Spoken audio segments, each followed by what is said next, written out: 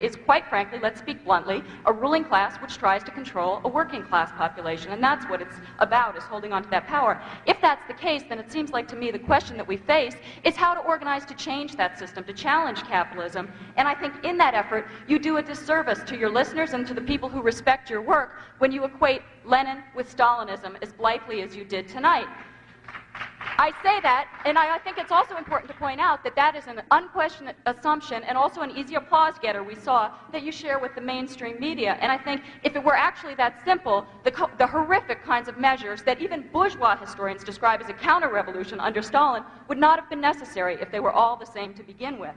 Now, in short, to sum up, the situation that you have outlined tonight, I think, is extremely serious, and I think it's important that we all take it seriously. What we're talking about is literally the fate of millions of lives around the world, particularly in the international politics that you described. That being the case, then I think we need a full and a serious and a fair discussion of various different alternatives, not just talking about the horrors of capitalism, but actually how to change it to end this stuff once and for all. Well, I think you made,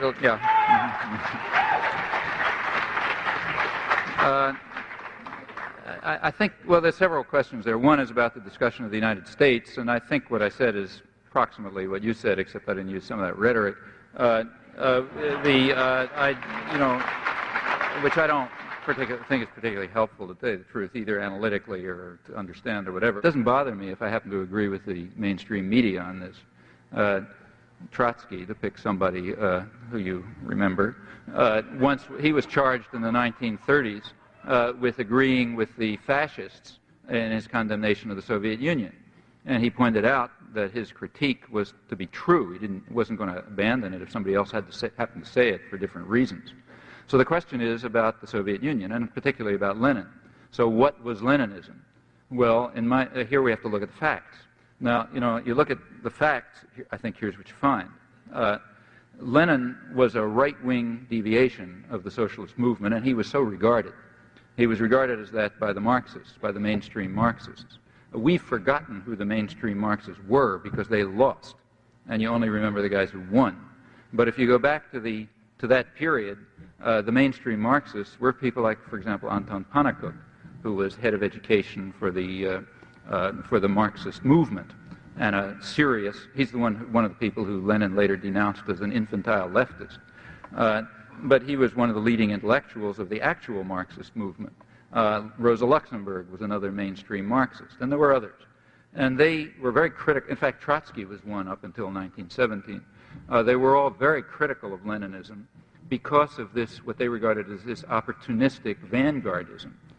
The idea that the radical intelligentsia were going to exploit popular movements to seize state power and then to use that state power to whip the population into the society that they chose. Now that was quite inconsistent with Marxism as understood by the mainstream sort of, I'd say, left Marxists. From this point of view, Bolshevism was a right-wing deviation. Trotsky made the same points up till 1917. Now, when Lenin came back to Russia in April 1917, he took a different line. Quite a different line from the one he'd had in the past. You take a look at Lenin's work, it shifted character in April 17. In April 1917, it became kind of libertarian. That's when he came out with the April Theses, and that's when he wrote State and Democracy. It came out a year later, but that's when it was written. And these were State and Revolution. These were basically libertarian works. They were very much more in the mainstream of sort of left libertarian socialism, from sort of this range that goes from anarchism over to left Marxism of the Pannekoek-Luxemburg variety. And he talked about Soviets and the need for a workers' organization and so on. In fact, came really closer to what the essence of socialism was always understood to be. After all, the core of socialism was understood to be workers' control over production. That was the core. That's where you begin with. Then you go on to other things. But the beginning is control by the workers over production. That's where it begins. Then Lenin took power in October 1917 in what's called a revolution, but in my view ought to be called a coup. And things followed that coup, or revolution, if you want to call it that.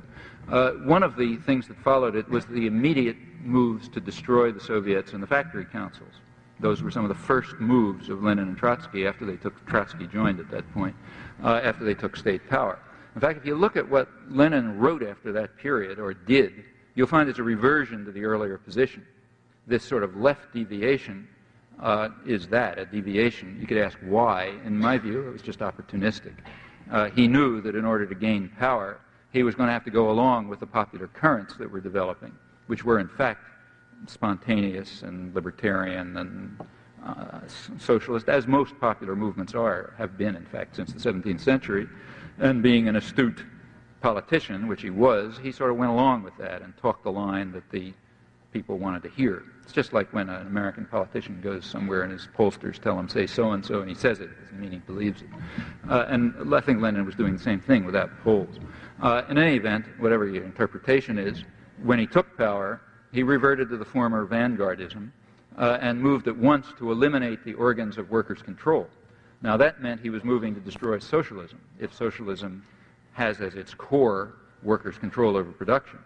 The Soviets and the factory councils were instruments of workers' control. And same, you could say they're defective instruments, that had to be worked out better and so on, yeah, no doubt. But they were the instruments that had been developed in the course of popular struggle to implement basically workers' control, and those were the first things to go. By early 1918, it's still really before the Civil War set in, Lenin's view was pretty clearly expressed. It was the view that both he and Trotsky took the position that what you need is what Trotsky called a labor army, which is submissive to the control of a single leader. He said modern progress and development and socialism requires that the mass of the population subordinate themselves to a single leader in a disciplined workforce. Well, that has absolutely nothing to do with socialism. In fact, it's the exact opposite of it, and was criticized for that by in a spirit of some solidarity, because the revolutionary forces were still operative. He was criticized for that by people like Rosa Luxemburg and by Pannekoek and Gorter and the other mainstream sort of left Marxists, and I think they were right.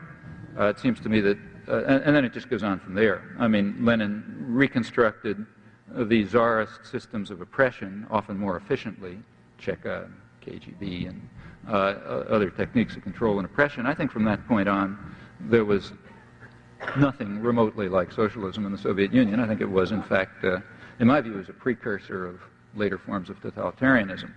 Now, you could, that's what I think happened, and I think that's what you discover if you look at the facts. Now, why is it called socialism?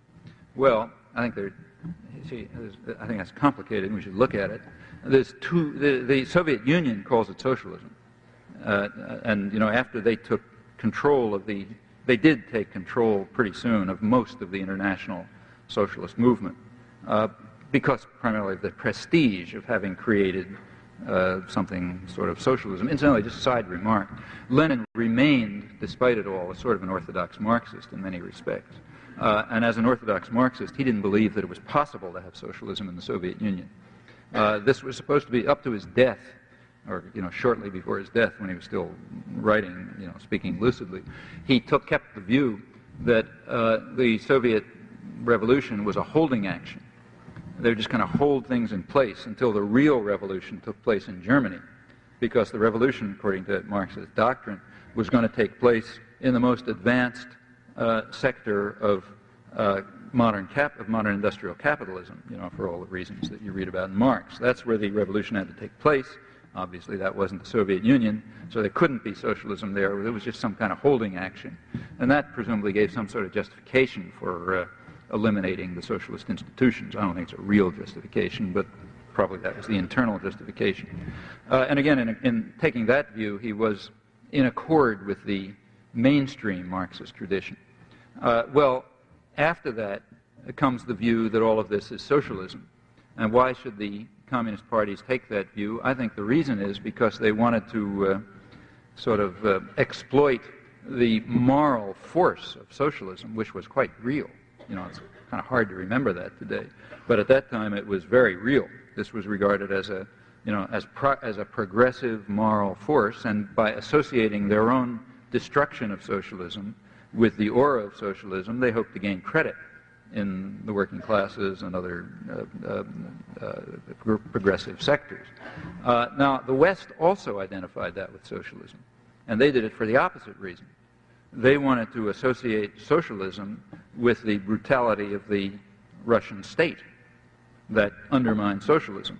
So what you had is that the two major world propaganda agencies, for their own and quite different reasons, were claiming that this is socialism, that this destruction of socialism is socialism. And it's very hard to break out of the control of the world's two major propaganda agencies when they agree. They agreed for different reasons, but they basically agreed, and that then became doctrine and dogma. Well, I think people should ask whether that's true. Take a look back and see whether the moves that Lenin took and that Trotsky supported him in taking and that they both advocated had anything to do with socialism as it was understood by, say, in the Marxist tradition or in the left libertarian